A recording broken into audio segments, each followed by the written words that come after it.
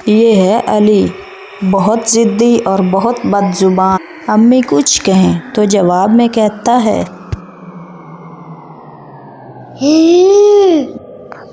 चुप कर जाहिल औरत, कितनी बार आपको मैंने कहा है मत समझाया करें मुझे।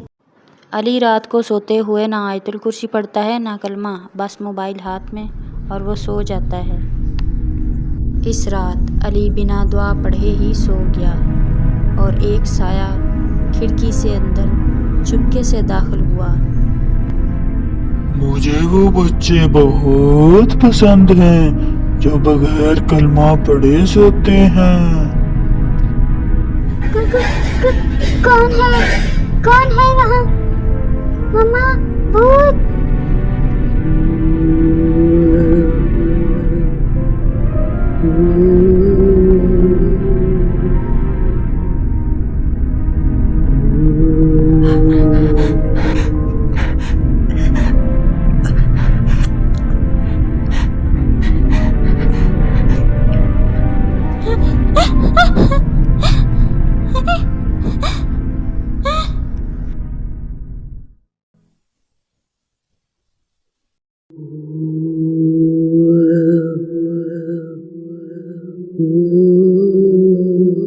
ओए पागल, ठीक से खेल।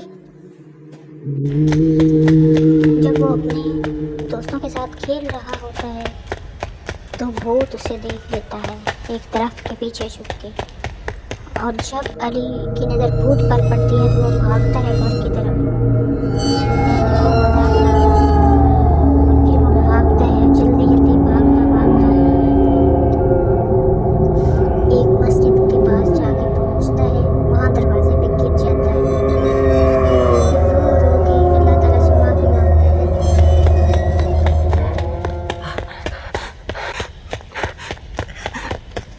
बेटा, जो बच्चे रात को कलमा पढ़ के सोते हैं ना, उनके साथ फरिश्ते होते हैं, और जो नहीं पढ़ के सोते तो अंधेरा, बाहर साया काला उनका इंतज़ार कर रहा होता है।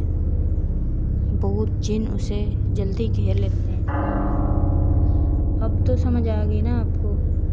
जैसे ही आपने कलमा पढ़ा तो भूत धुएं की शक्ल में गायब हो गया।